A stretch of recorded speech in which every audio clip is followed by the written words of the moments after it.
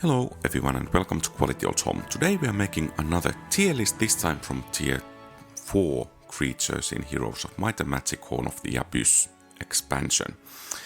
And the tier list is based on campaign setting, so, well, of course, that can be used in scenarios as well, and probably applied to other instances of Heroes of Might and Magic 3 quite far. But the tier list is based on unit fighting capabilities, but also takes into account the unit costs and the unit requirements. So those kind of work together in here. And furthermore, this tier list is based pretty much on my How Good Is series, so that affects things quite a bit. But without further ado, let's begin. First we have vampires.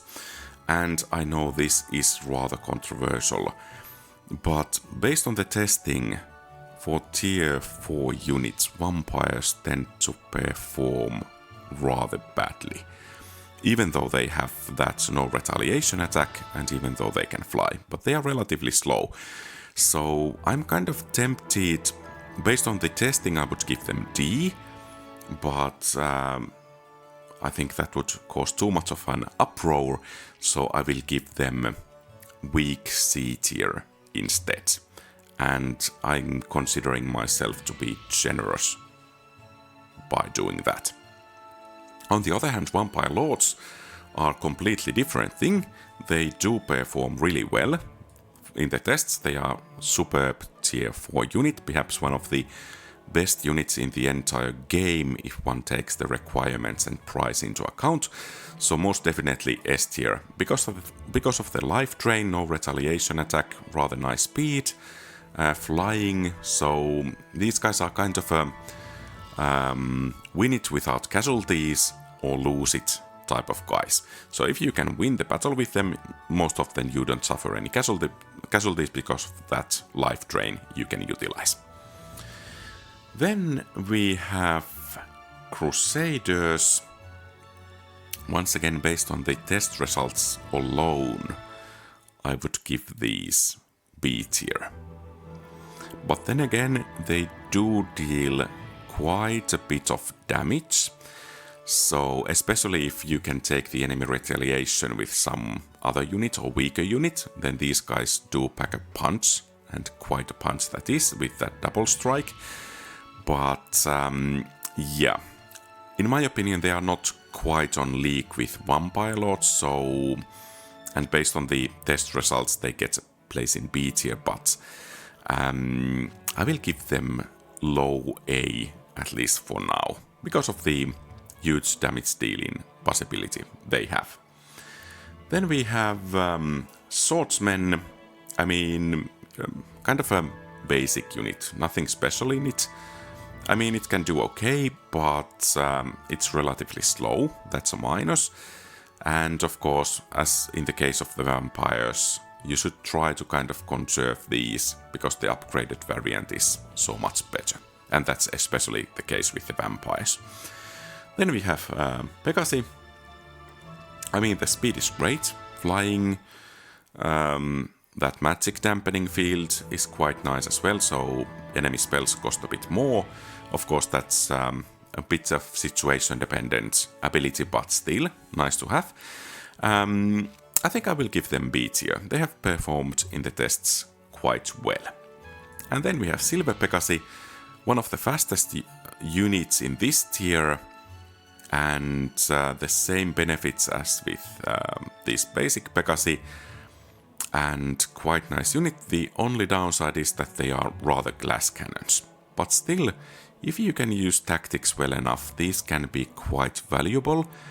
And because of that, I will give them A tier. So these are not a unit you send out alone, because they will get stomped on. But if used well in tandem with other units, they can bring quite nice value in battles. Then we have Archmagi. I mean, the unit is solid enough, no melee penalty. Lowers cost of spells you can cast, but the requirements for tier 4 units are just abysmal. So you need to build Mage Tower, which itself costs quite a bit, but in order to upgrade that Mage Tower, you need to build library, which costs 20 special resources together. So 5 of all of those special resources. And I mean, perhaps in some maps that's easy, but in others it's not. And because of those tremendous requirements for tier 4 units, I will give this guy only a place in D tier. I mean, the requirements are just staggering in my opinion. Then we have automatons. The special ability to blow itself up when the stack goes down can be rather nice if you use one stack of these units. I mean, and speed is okay, so I guess a B tier for these. Mostly because of the speed and the special ability, which can be kind of abused in the early game especially. Then we have Auschwitz. I mean, this is probably the best tier 4 unit in the entire game. One of the highest speeds, possibility for double attack, does some great damage. I think perhaps it could even take on vampire lords in one-on-one. I'm not sure in which way to put these. Based on the test results, the Auschwitz should have higher score, but perhaps we will call it a tie between these two. So, I mean, these are kind of equally good in my opinion. Both are really great. Then we have Basilisk. In my opinion, the unit is not that great. It does not do that well in tests. And the speed is not that great. Well, of course, almost none of the unupgraded variants have that great of a speed. But yeah, I think for tier 4 creatures, these guys deserve a place in D tier. Then we have demons. I mean, kind of basic unit. Perhaps you could call them that. So they have nothing special. They have okay basic stats, so I guess it's C tier for them. I don't actually remember which of these would win one-on-one swordsmen or demons, but yeah, C tier for them. Then we have energy elementals. Their stats are not that great, and that's mainly due to kind of balancing air, water, earth and fire elementals to be not that far of each other in the game. The speed is great, and the ability to teleport is great as well, but otherwise the stats are a bit of lackluster, so I think I will give these guys C tier as well only, and they didn't perform that well in tests, so C tier it is for these guys. And then we have fire elementals, suffering from that elemental balancing quite a bit. They are really bad units, so the lowest end of D tier for me. Of course, it's nice to have, but I mean, you expect a bit more from D tier unit. They don't even have flying or teleportation or anything like that. As some of you commentators said that fire shield for fire elementals and energy elementals would go a long way to make them somewhat better, and it kind of would make sense, as Efreeti do have fire shields. Then we have greater basilisks. I mean, the speed is improved quite a bit, and the stats are somewhat better, so I think these guys do deserve a place in lower end of B tier. And both of these basilisks have that stone gaze ability that can be rather useful, but it's RNG ability, so you cannot rely on that, and the chances of it happening are relatively small. So it can be rather useful in battle. For instance, if you can turn tier 7 creature to stone for a couple of turns, and then you can focus on the weaker creatures. So that's really nice, but because of its RNG and it's relatively rare, I think it's not enough to pull these guys out of D tier and these guys out of the lower end of B tier. Then we have Haunt Demons, pretty much the same as Demons, a basic unit with a bit better stats and speed, and because of that they get a place in B tier. The stats are a bit higher and the upgrade of the building doesn't cost that much, and actually these guys can be quite cost effective. So that's a nice bonus, but still only a B tier for me. Then we have Magi. Yeah, once again, no melee penalty, that's nice. And shooters tend to underperform in the tests, so perhaps a C tier, and also the ability to lower spell costs is nice. At the same time, the Mage Tower itself costs quite a bit, so that's a clear minus compared to other tier 4 creatures. These guys do come quite expensive, and they don't do that much damage. And if you compare tier 4 creatures against tier 4 creatures, most of the units are quite fast, and that means that they will get next to the Magi in turn 2 in most cases. Well, the fastest will get next to them turn 1, so they will kind of lose their benefits of ranged attack, and as ranged units are kind of squishy in melee despite not having melee penalty, these guys don't do too well when comparing these. Of course, if you get these guys in early game, they will do just fine clearing out the creeps that don't have shooters, so that's nice. And of course that spell casting buff is rather nice, but still I think only C tier for me for these guys. Then we have Medusa Queens. I mean, they are okay-ish. Shooter. They have the ability to turn, or rather that Stone Gaze ability, so the enemies can be turned to stone. That's nice.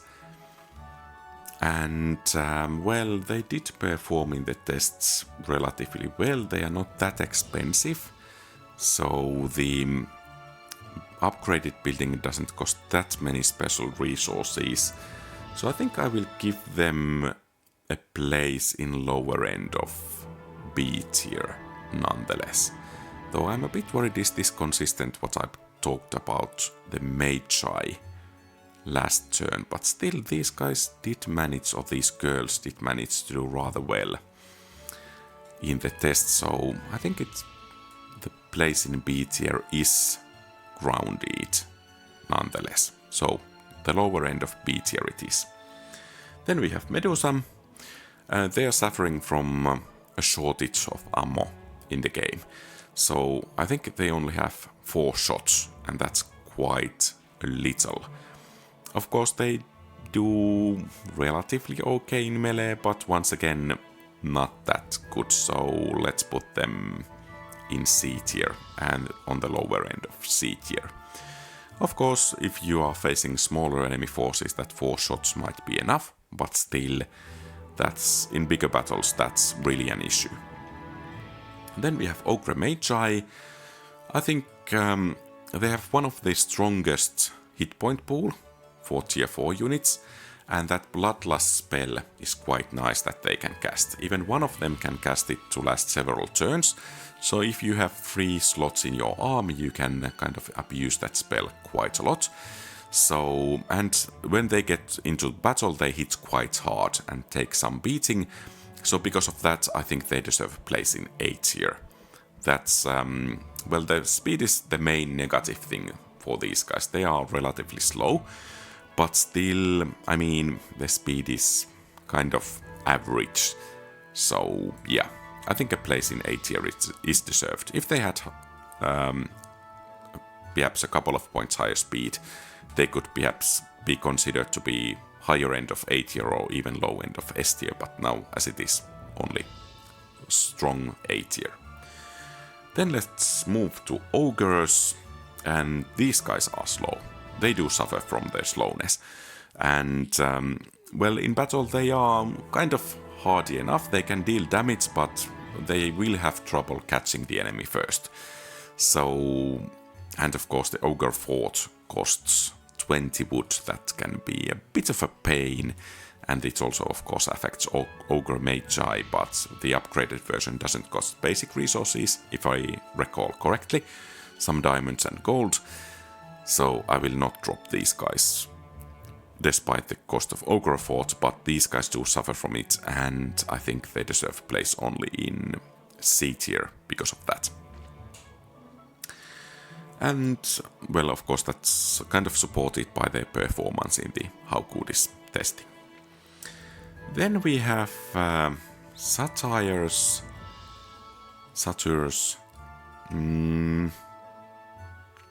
Well, this is an interesting unit because you don't get these guys too often.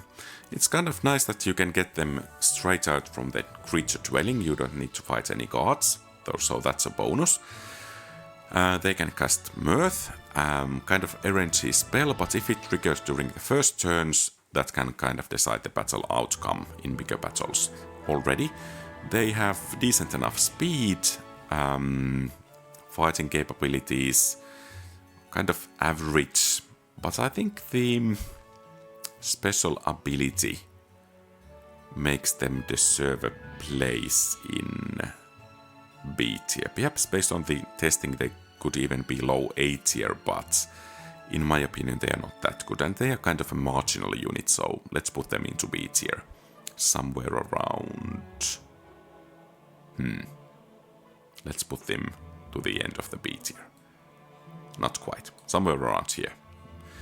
Then we have Sentinel Automatons. A nice fast unit. They cannot fly, so passing obstacles and castle walls can be a bit difficult for them, but no retaliation attack, rather high speed, and the special ability to detonate when the last of the stack goes down. Clearly one of the better units of this tier, and I'm considering if I should put them into A tier or into the lower end of S tier. I think the S tier is looking so tiny at the moment, so perhaps... I don't know. I don't really know. Based on the battle score, they should be in A tier. But still, abusing those one stacks can be rather useful, and that's no retaliation. And of course, Factory has those engineers and mechanics that can repair them. That's a bonus, as well as for the automatons. Let's put them into the strongest place of A tier for now, at the very least. Let's consider later if they deserve a place in S tier. Then we have Sharpshooters.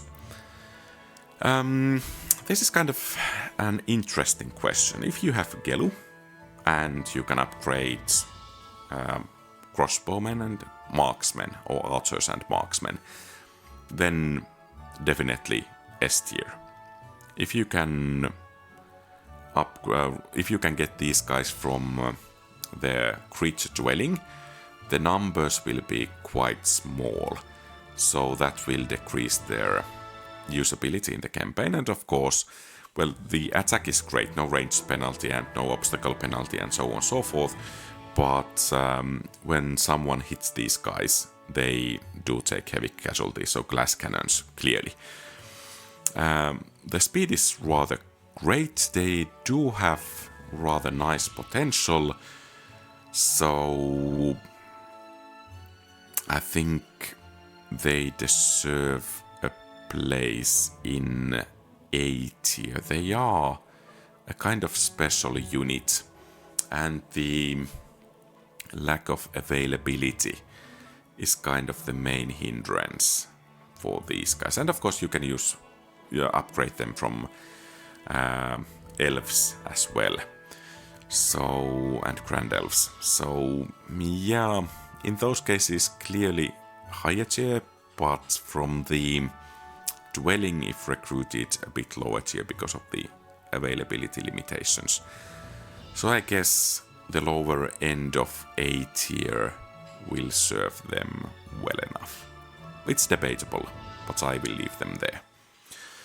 And as our A tier is filling up, I think we will put these guys to the latter end of S tier, so somewhere around here, but I guess it will be shown there. Clearly not as good as Auschwitz or Vampire Lords, but I think quite a bit better than any of these guys here, so yeah, they deserve a place in S tier. Then we have steel golems. Well, you cannot get them, so you can only fight them, and of course with diplomacy perhaps you can get them. They are not that great, but they are not that bad either in battles. So, for instance, if compared to gold golems or diamond golems, I think these guys are actually better compared to the costs. So, based on battle results alone, I would give them solid C tier, but since they are not available, they are kind of a niche unit here. So, availability would make them here in D tier, but if you face them, I think they can give you some challenges, so let's put them in C tier around here, perhaps on the lower end of C tier. And then we have Stormbirds. They also can have a possibility for double attack, if I remember correctly, but it doesn't trigger as often as with Aussids. They have lower stats and lower speed, but flying and the speed is still quite great. I think Stormbirds do deserve a place in lower end of A tier. And based on the tests in How Good Is series, they actually do perform quite well, even with the unupgraded variant. So overall, I think this creature is the best tier 4 unit in the game, if you take both upgraded and unupgraded variant into account. But yeah, I think this is the tier list here. So what do you think? Do you agree or disagree? Feel free to share your thoughts in the comment fields below. And if you liked the video, please leave a thumbs up and subscribe to the channel. Have a great rest of the day. QualityOldHomm out.